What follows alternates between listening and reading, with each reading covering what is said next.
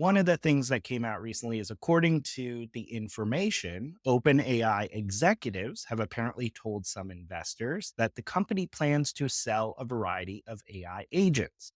Agents that seem pretty explicitly targeted at doing the type of knowledge work that we all do today. So this is straight from the information. Quote, OpenAI executives have told some investors it planned to sell low end agents at a cost of $2,000 per month to, quote, high income knowledge workers, mid tier agents for software development costing possibly $10,000 a month, and high end agents acting as PhD level research agents, which could cost $20,000 per month, according to a person who's spoken with executives. So that in and of itself is quite big news if that ends up coming to fruition. And kind of at the same time, we've started to see some more of these projects and papers come out that strongly suggest agents and reasoning models, some of them using RAG, retrieval augmented generation, may be able to transform how some of these really highly paid knowledge work jobs in fields like finance and legal are done. So, one quick project to note is called Index. This is an agentic AI assistant that's been publicized by OpenAI on their website because it's built on their technology. Index's agents autonomously process financial reports, market data, and firm specific knowledge to complete tasks, all thanks to OpenAI's reasoning models. And interestingly, using reasoning models, they're able to achieve the high levels of accuracy that are critical to this type of financial services work. They basically call it an AI financial analyst. There's also a paper that just came out that got a lot of attention called AI powered lawyering, AI reasoning models, retrieval augmented generation, and the future of legal practice. So this dived into 80 plus pages of research that looked at what it was like when lawyers started using some of the most advanced reasoning tools. It found, for instance, that law students using OpenAI's O1 preview saw work quality increase and saw time savings of 12 to 28%. And thanks to RAG based AI with access to legal material, the hallucinations using this technology were reduced to a human level. So the whole point here is we're starting to see these domain specific AI assistants, or some might call them replacements, to this type of really sophisticated knowledge Not work. the actual companies themselves per They will se, but not say that, correct. So to kind of wrap this all up, this is why the tech journalist Alex Kantrowitz, who you talked about a bunch, he does big technology.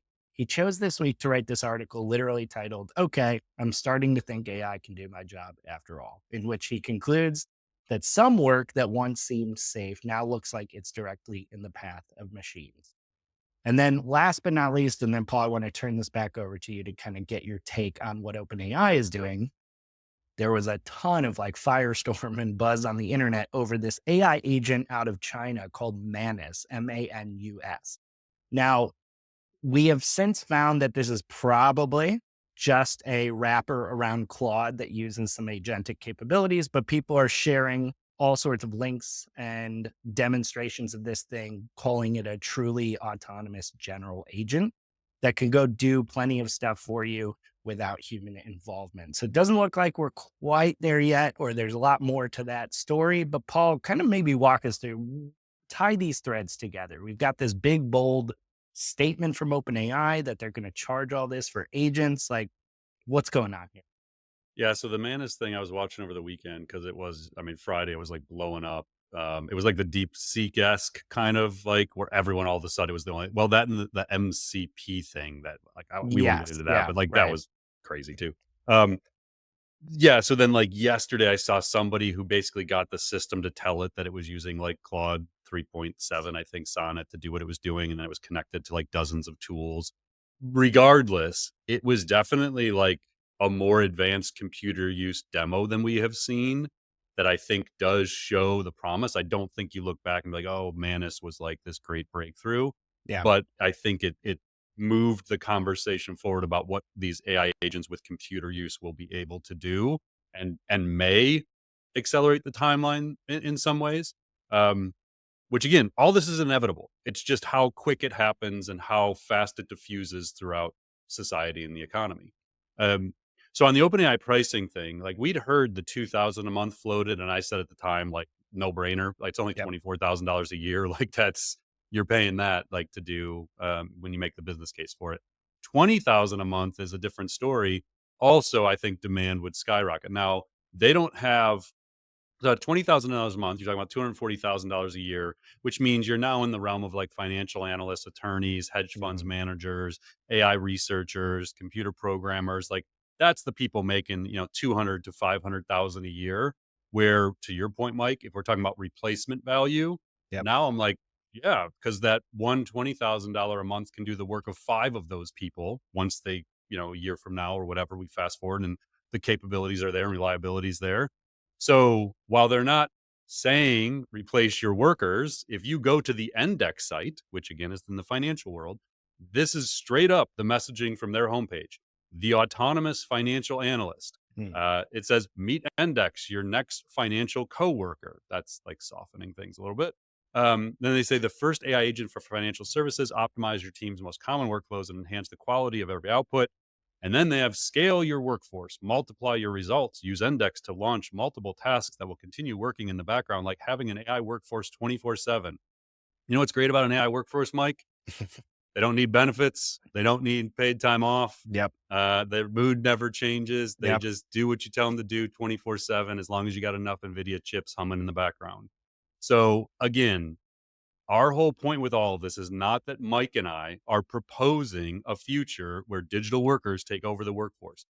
All we are telling you is the VC money is funding companies that will build the equivalent of human workers and far beyond that because they don't sleep, they don't need benefits, they don't need time off. They cost $20,000 a month and they do the work of 10 people that cost a half a million a year. Like Yep. it's it's coming fast. And I think that's the whole point of like the first conversation leading off to this Klein thing is like the government isn't prepared for how fast. The labs aren't doing the research to tell you how fast, like, but it's coming. And, like, we need to do more. Like, there's still time to prepare, especially as, like, the downstream industries, like, I don't know, like manufacturing and healthcare and, Yeah. to a degree, retail, like, these industries, they're gonna take a few years. It's not like we're gonna flip a switch and by the end of 2025, it's just everywhere, but it's 100% gonna be infused into financial companies and hedge funds and law firms and AI research firms. Like it's gonna be there. And it's gonna be this year start to have a disruptive impact. Yeah, and the scariest thing in a way, though I give him a lot of credit, is Klein asked some questions in that interview that I was like, these are the most in-depth and smartest questions anyone's been asking about this so far. Like Right. when And you were it's like, gaming it out. yeah, and I would love well, I don't know if JD Vance is the right guy to do this because I don't know that he would have any depth to his answers, Mm. but I would love like Andreessen. But I honestly feel like there's just these people who are so pro acceleration that the answer is always we'll figure it out. It will create more jobs. Like it always does. But Klein's questions to your point, like how do you possibly answer those questions with Yeah. any depth Right. whatsoever? And and and that's my concern is like the people who are driving this innovation don't have good answers to any of the hard questions about the impact.